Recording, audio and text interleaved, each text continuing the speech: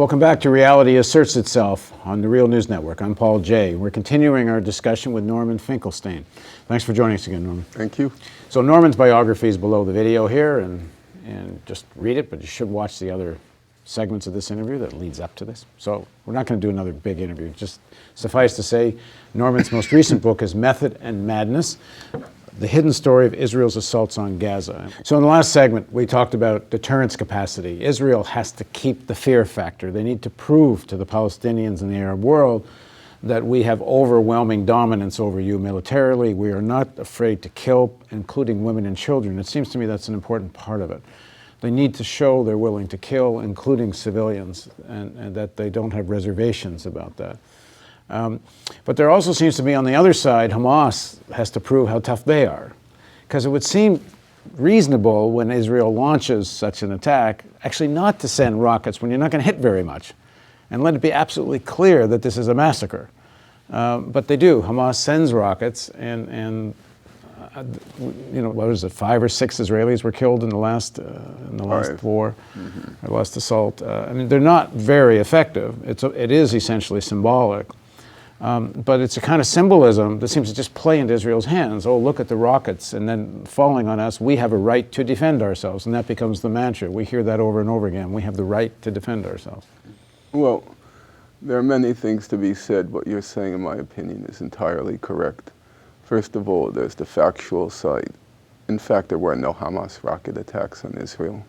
If by rocket you mean some sort of lethal weapon which has the capacity to inflict even minimal damage, there were no rocket attacks on Israel, and it's very easy to demonstrate. Israel says between 4,000 and 5,000 Hamas rockets were fired at Israel. I'm going to leave aside the mortar shells. 4,000 to 5,000 rocket attacks were fired in Israel.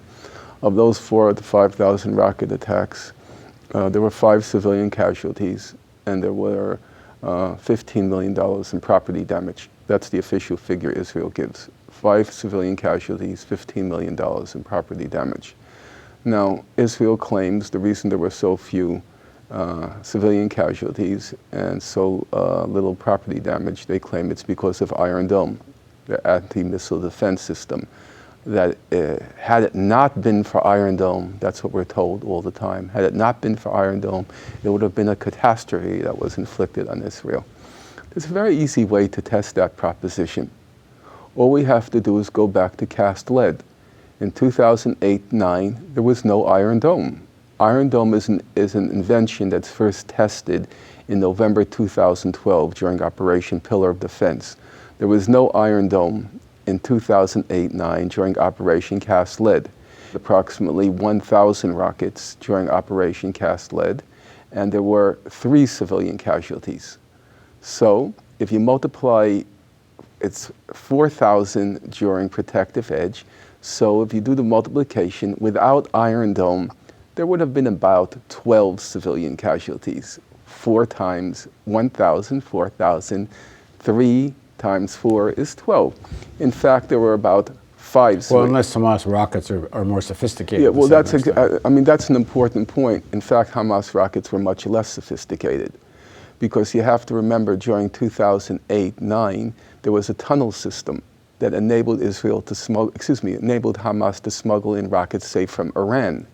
But by 2014, the Sisi government had come to power in Egypt and sealed all the tunnels. All of what was fired in 2014 was much more primitive because they were all homemade, and there was no material to make anything in Gaza. It had been sealed. And so, in fact, Iron Dome accounted, I said possibly it accounted for 5 civilian casualties.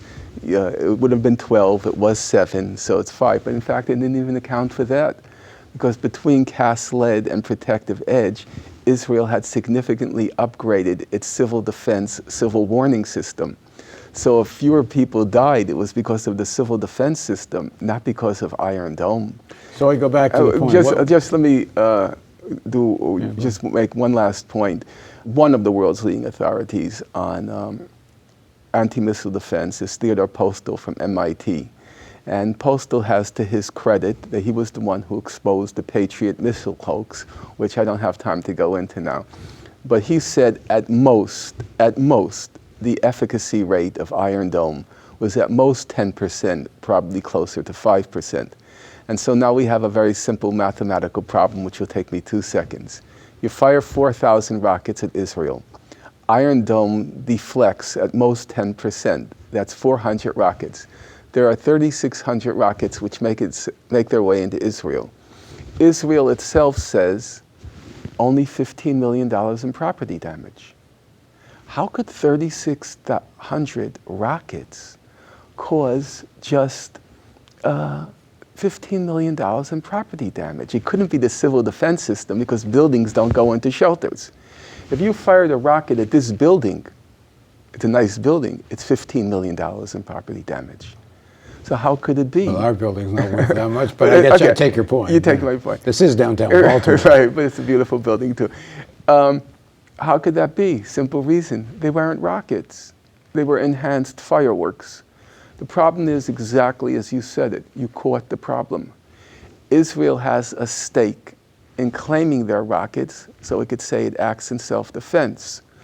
Unfortunately, Hamas has a mutual stake in claiming their rockets in order to prove that armed resistance works. So they have a mutual stake in maintaining this pretense that there were rockets being fired in Israel. In fact, you're right. There's a difference between three things. One, what you have a right to do. Hamas has the right to fire those rockets, in my opinion.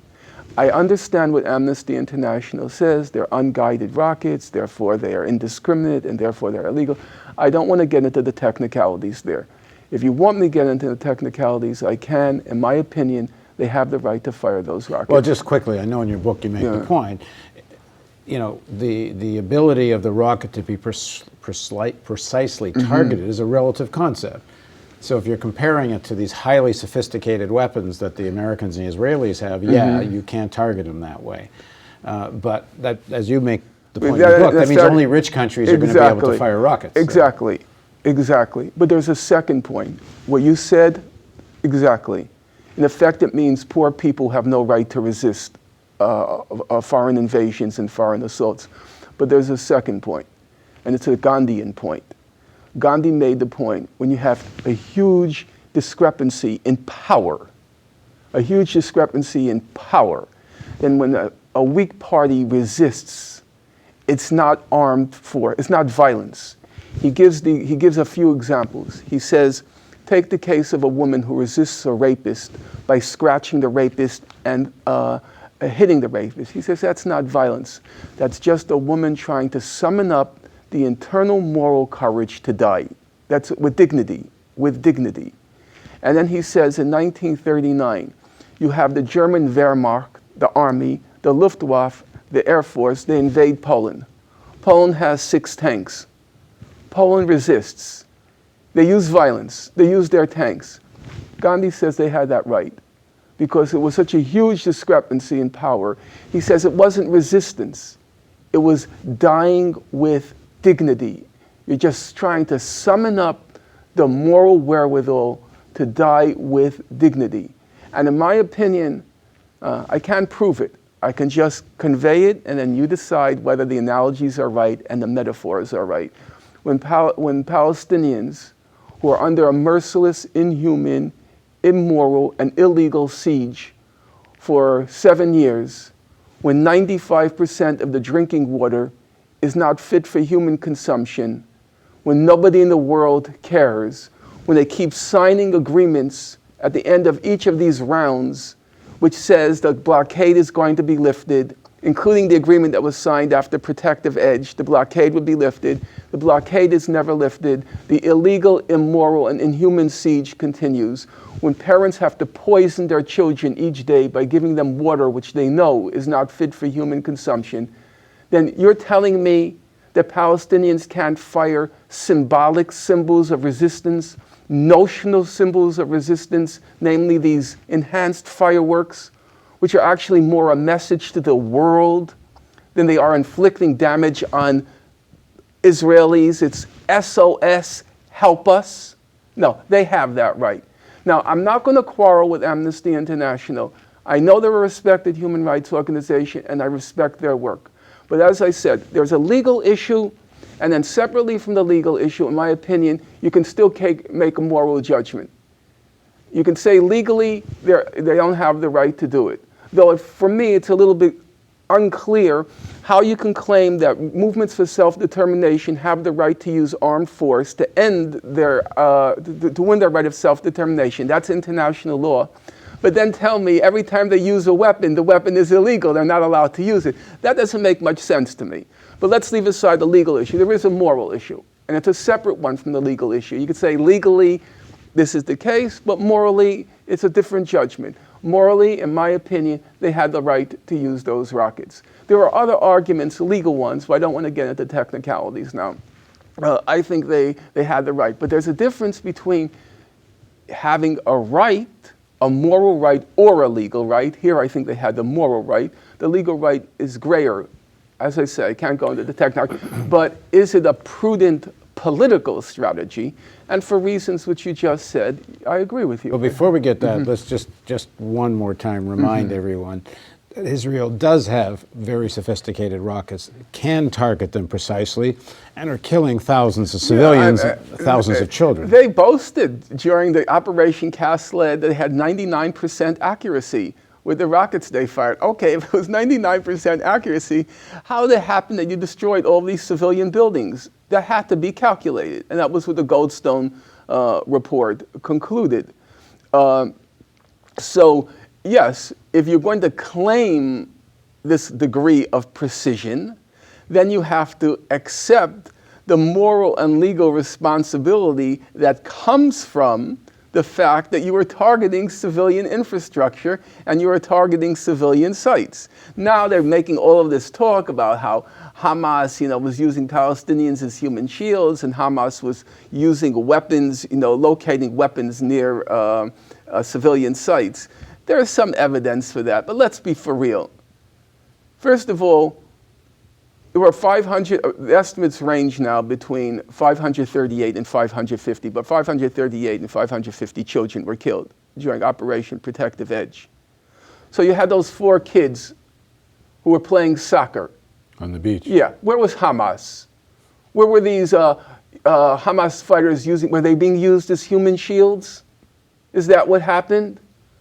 When they were bombing the UN shelters, which are keeping women and children, to the point that even Ban Ki-moon, the comatose puppet for the United States, even Ban Ki-moon finally had to denounce it as a moral outrage on August 3rd. Were the Hamas fighters there? Not according to the UN. Not according to the UN. So exactly what you said. If you're going to claim these are precision weapons which can target perfectly, then you have to accept the legal and moral responsibility that comes with the fact that you're targeting civilian infrastructure and you're targeting civilians. Okay, so now let's talk about Hamas's tactic of firing these rockets or allowing rockets to be fired. It seems to play in Netanyahu's hands, into Israel's hands, and give a justification for what essentially is a massacre. Look, I have said many times, I do not believe armed resistance can work in the Palestine context. It had a justification in the case of Lebanon, because nobody cared about South Lebanon. Israel had an occupation there from 1978 to 2000. Did anyone care? Was it in the eye of the international community? No. So nonviolent civil resistance had no possibility of working there. It's exactly what Arundhati Roy writes when she describes what's going on in the forests in India. Indian government comes in, commits mass murder, massacres. Non-violence? Nobody even knows it's going on. But Palestine occupies a unique place in the international arena, international stage. People do follow what's going on in Palestine. And therefore, you have the potential of mobilizing public opinion. And I think in places like Palestine, nonviolent civil resistance, including in Gaza, for example, mass march with children at the front, just like in Selma, If it's good in Selma and it's good in Birmingham, it's good in Palestine. They used to say to King too, Martin Luther King, you're exploiting the kids. And he used to say, oh, you're so concerned now about black children. They put children. If you read Taylor Branch's, the first volume, when he describes the victory of Birmingham, you know what it's called? The chapter, an incredible chapter. It's called the Children's Crusade. The Children's Crusade. It was putting children at the front. Yes, if the people in Gaza, they put children to the front. You're talking about like 1 million people from Gaza come to the border. That's correct, with women and children at the front. And we in the Solidarity movement in the West does its job, educates about this immoral, inhuman siege. I can't go into the details now, it will take time. I think it has potential. So I think they do have an alternative strategy. I think they're hung up on this idea of armed resistance as being the only, resistance equals armed resistance, as being the only option they have. I think they have another option. However, saying they have, in my opinion, another option does not mean that I'm saying they don't have the right to do what they want. I think it's politically not wise. That's a political judgment on my part. But morally, and had time been available, I can make the argument legally, I think they have a case. Of course, legally, it's a troubling case because amnesty, which I respect. You're only talking about the rockets. They certainly have a legal right to use arms to defend themselves. Right, but it doesn't really come into play. That's the problem. The moment the arms to defend themselves came into play in Gaza, they just stopped the ground invasion because they don't want, Hamas was fighting back. And it was not enough to send in the planes as they did during Cast Lead and level everything in front of them. If you read the orders from Operation Cast Lead, the orders were very clear. We know all of it now because soldiers came forward and told what they were told. Everything to the left of you, everything to the right of you, everything in front of you, just flatten it. That's the way you don't have combatant casualties. You just destroy everything. The problem for Israel was, when it did that in Operation Cast Lead, it got hit with the Goldstone report. And so it was worried that if they tried to repeat it during Protective Edge, they may get another Goldstone report from which they wouldn't be able to escape. But then some things started to work in their favor. The details would take us too long, but one thing, the ground invasion was launched the night of the same day of the downing of the Malaysian airliner over the Ukraine. Nobody has to doubt that Mr. Netanyahu is very attuned to cameras. He understands the media. And so he knew that that was the moment that the cameras would be fixed on the Ukraine, the Malaysian airliner, the charges that Russia was behind it, and that he could now get away with committing mass murder and mayhem, which he did for a while. Then when things started to get out of hand, it was August 3rd when Ban Ki-moon denounced the attack on the sixth UN shelter. Then the Obama administration denounced it. And then Netanyahu announced the end of the ground invasion. But then he was saved again because this new phenomena emerged out of nowhere. It was called ISIS. And a reporter was killed by ISIS, and all the cameras shifted to that. And then Netanyahu, if you recall, at the very end, it was kind of like watching a computer game. They were just demolishing one high-rise building in Gaza after another. You just saw the buildings come down. It was like a mini 9/11. He links Hamas to ISIS. Yeah, and he links Hamas to ISIS, exactly. And so he got another reprieve from the international community. The problem was Hamas wasn't stopping. The rocket attacks had basically ended by the end, but the mortar attacks continued. Another Israeli civilian was killed, and he decided it's time to end it. And so it came to end on August 26th. Okay, we're going to do one more segment and talk about the current situation and the possibility of a resolution at the United Nations. Please join us for Reality Asserts Itself with Norman Finkelstein on the Real News Network.